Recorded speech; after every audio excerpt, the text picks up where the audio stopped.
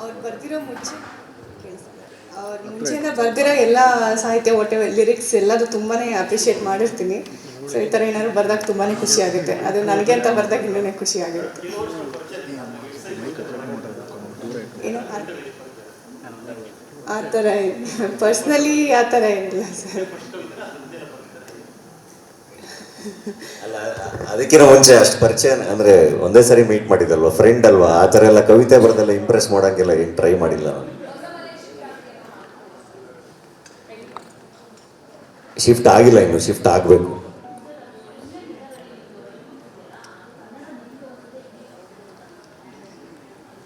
ಇಲ್ಲ ಅದ್ರದ್ದು ಕಾಂಟೆಂಟ್ ನಮ್ದೇನೆ, ಆದರೆ ಕನ್ನಡದಲ್ಲಿ ನನ್ನ ಬರವಣಿಗೆಯಲ್ಲಿ ಟ್ರೈ ಮಾಡಿದೆ ನಾನು. ಆಮೇಲೆ ಇದು ಮೋಸ್ಟ್ಲಿ ಯಾರಿಗೂ ಅರ್ಥ ಆಗಲ್ಲ, ತುಂಬ ಕಷ್ಟ ಆಗುತ್ತೆ ಅಂತ ನಮ್ಮ ಬಾದಲ್ ಹತ್ರನೇ ಬರ್ಸಿದ್ದು. ಯಾಕಂದರೆ ಬಾದಲ್ದು ಹ್ಯಾಂಡ್ ರೈಟಿಂಗ್ ತುಂಬ ಚೆನ್ನಾಗಿತ್ತು. ಸೊ ಅದರಲ್ಲೇ ಬರ್ಸಿದ್ದು.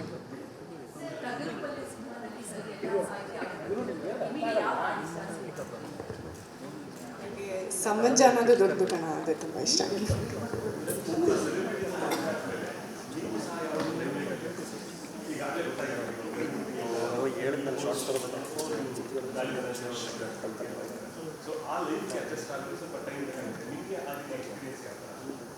ಆ ಥರ ಟೈಮ್ ತೊಗೊಳಕ್ಕೇನಿಲ್ಲ ಸರ್. ಅದನ್ನ ಯೋಚನೆ ಮಾಡಿದಷ್ಟು ಕಷ್ಟ ಅನಿಸುತ್ತೆ.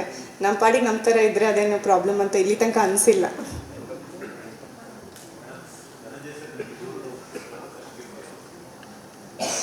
ನಾವಿಬ್ಬರು ಅಷ್ಟು ಗಿಫ್ಟ್ ಕೊಡೋರು ಆ ಥರ ಇಲ್ಲ ಸರ್.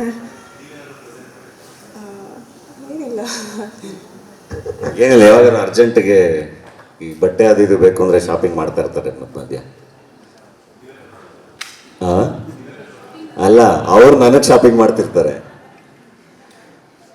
ಅದೇ ಕೆಲವೊಂದ್ಸರಿ ಕೇಳ್ತಾ ಇರ್ತೀನಿ, ಏನು ಇಷ್ಟೊಂದು ಕೆಲಸ ಮಾಡಿದೀಗ, ಸಂಜೆ 6 ಗಂಟೆ 7 ಗಂಟೆ ಆದರೆ ಇನ್ನೊಂದು ಪೇಷಂಟ್ಸ್ ಇದ್ದಾರೆ ಅಂತೆಲ್ಲ ಕೆಲಸ ಮಾಡ್ತಿರ್ತಾರಲ್ಲ, ಕೇಳ್ತಾ ಇರ್ತೀನಿ ಅವಾಗ ಏನು ಮಾಡೋದು, ಇವಾಗ ನಿಮ್ಮನ್ನು ಮೇಂಟೈನ್ ಮಾಡೋದು ತುಂಬ ಕಷ್ಟ, ಹೈ ಮೇಂಟೆನೆನ್ಸ್ ನೀವು, ಅದಕ್ಕೆ ಜಾಸ್ತಿ ಕೆಲಸ ಮಾಡ್ತಾ ಇದ್ದೀನಿ.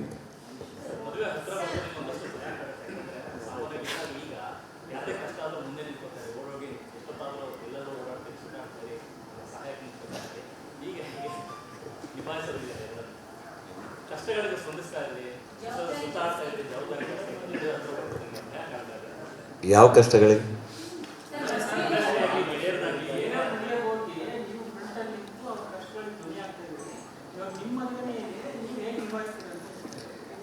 ಏನಿಲ್ಲ, ಆರಾಮಾಗಿದ್ದೀನಿ. ಅಂದರೆ ಎಲ್ಲದು ಪ್ರಿಪ್ರೇಷನ್ನು ಪ್ಲ್ಯಾನಿಂಗ್ ಅಲ್ವಾ. ಪ್ರಿಪ್ರೇಷನ್ ಚೆನ್ನಾಗಿದ್ದಾಗ, ಪ್ಲ್ಯಾನಿಂಗ್ ಚೆನ್ನಾಗಿದ್ದಾಗ ಐ ಥಿಂಕ್ ಎಕ್ಸಿಕ್ಯೂಷನ್ ಚೆನ್ನಾಗಿ ಆಗ್ತಾ ಇದೆ. ಎಲ್ಲ ಫ್ರೆಂಡ್ಸು ಜೊತೆಗೆ ನಿಂತಿದ್ದಾರೆ, ತುಂಬ ಜನ ಇಲ್ಲೂ ಇದ್ದಾರೆಲ್ಲ ಫ್ರೆಂಡ್ಸು. ಆಮೇಲೆ ನಮ್ಮ ಟೀಮು, ನಮ್ಮ ಡಾಲಿ ಪಿಕ್ಚರ್ಸ್ ಟೀಮಿಂದ ಹಿಡಿದು ಎಲ್ಲರೂ ತುಂಬ ಜನ ಕೆಲಸ ಮಾಡ್ತಾ ಇದ್ದಾರೆ. ಸೊ ಎಲ್ಲ ಟೀಮ್ಗಳು ಮಾಡ್ಕೊಂಡಿದ್ದೀವಿ. ಆ 2 ದಿನ ತುಂಬ ನೀಟಾಗಿ ಎಕ್ಸಿಕ್ಯೂಷನ್ ಆಗುತ್ತೆ. ಅದಕ್ಕೆಲ್ಲ ಏನೇನು ಬೇಕೆಲ್ಲ ಮಾಡ್ತಾಯಿದ್ದೀನಿ. ಸೊ ಹಂಗಾಗಿ ಆರಾಮಾಗಿದ್ದೀನಿ.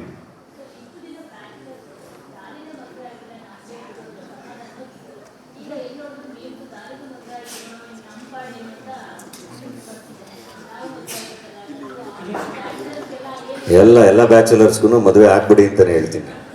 ಟೈಮಾಗಿ ಕರೆಕ್ಟಾಗಿ ಮದುವೆ ಆಗಿ, ಯಾವತ್ತಾರು ಒಂದಿನ ಆಗಲೇಬೇಕು. ನೀವು ಆಗಲಿಲ್ಲ ಅಂದರೂ ಮಾಡೇ ಮಾಡ್ತಾರೆ.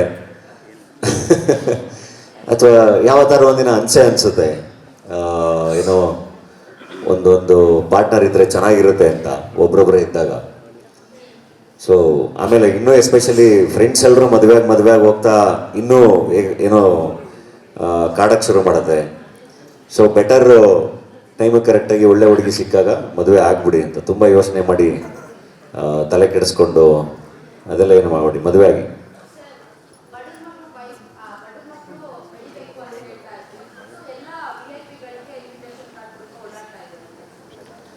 ಯಾಕೆ ಕೊಡಬಾರ್ದು ಅವ್ರಿಗೆಲ್ಲ ಇನ್ವಿಟೇಷನು?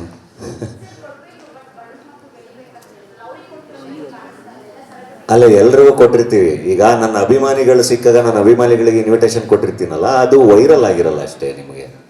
ಯಾಕೆಂದ್ರೆ ಅವ್ರು ನಿಮಗೆ ಗೊತ್ತಿರಲ್ಲ.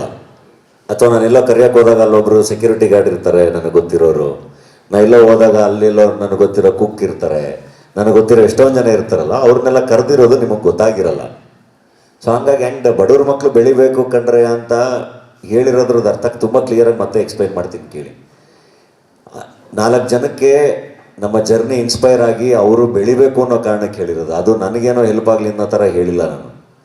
ನಾನು ಕಷ್ಟಪಟ್ಟು ಕೆಲಸ ಮಾಡಿಕೊಂಡೇ ಬೆಳೆದಿರೋದು, ಯಾವುದೋ ಡೈಲಾಗ್ ಹೇಳ್ಕೊಂಡು ಎಲ್ಲ ಬೆಳೆದಿಲ್ಲ.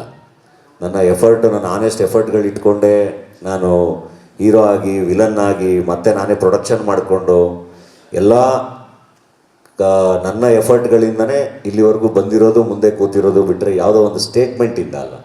ಆ್ಯಂಡ್ ಆ ಸ್ಟೇಟ್ಮೆಂಟೂ ಕೂಡ it is for the people. ನಾನು ಹೇಳ್ತಿರೋದು 4 ಜನಕ್ಕೆ ಇನ್ಸ್ಪೈರ್ ಆಗಬೇಕಲ್ವ. ಈಗ ನಮಗೇನೆ ಏನಾದರೂ ಒಂದು ಸ್ವಲ್ಪ ಡಲ್ ಹೊಡೆದಾಗ ಏನೂ ಆಗ್ತಿಲ್ಲ ಅಂತ ಅನಿಸಿದಾಗ ನಾವೇ ಒಂದಿಷ್ಟು ಜರ್ನಿಗಳನ್ನ ಯಾವಾಗಲೂ ನೋಡ್ತಾ ಇರ್ತೀವಿ. ಓಕೆ, ಇದು ಚೆನ್ನಾಗಿತ್ತು, ನಾವು ಹಿಂಗೆ ಆಗ್ಬೋದು ಅಂತ ಹೇಳಿ. ಹಾಗೆ 4 ಜನಕ್ಕೆ ಇನ್ಸ್ಪೈರ್ ಮಾಡೋಕ್ಕೆ ಹೇಳೋದಂಥ ಮಾತದು. ಆ್ಯಂಡ್ ಡೆಫಿನೆಟ್ಲಿ ಬಡವ್ರ ಮಕ್ಕಳು ಬೆಳಿಬೇಕು, ಆ್ಯಂಡ್ ಬೆಳೆದು ಅವರು ಸೆಲೆಬ್ರೇಟ್ ಮಾಡಬೇಕು. ಅವರು ಇನ್ನೂ ಎಲ್ಲರನ್ನೂ ಇನ್ವೈಟ್ ಮಾಡಬೇಕು. ಅವರು ಜೋರಾಗಿ ಮದುವೆ ಮಾಡ್ಕೊಳ್ಳಿ, ಖುಷಿ ಅಲ್ವಾ ಅದರಲ್ಲಿ. ಆ್ಯಂಡ್ ದೊಡ್ಡ ಅಂದರೆ ಎಲ್ಲರನ್ನೂ ಈಗ ಒಂದು ವೇದಿಕೆಯಲ್ಲಿ ಎಲ್ಲರನ್ನೂ ಭೇಟಿ ಮಾಡಿರ್ತೀವಿ. ಆ್ಯಂಡ್ ಎಲ್ಲರೂ ಬಂದು ಹರಿಸ್ಬೇಕು ಅನ್ನೋದು ಇಟ್ಸ್ ಗುಡ್ ಅಲ್ವಾ. ಎಲ್ಲರೂ ಬಂದು ಖುಷಿಯಾಗಿ ಒಂದು ಮದುವೆಗೆ ಆಶೀರ್ವಾದ ಮಾಡೋದ್ರೆ ಬಹಳ ಚೆನ್ನಾಗಿರುತ್ತೆ.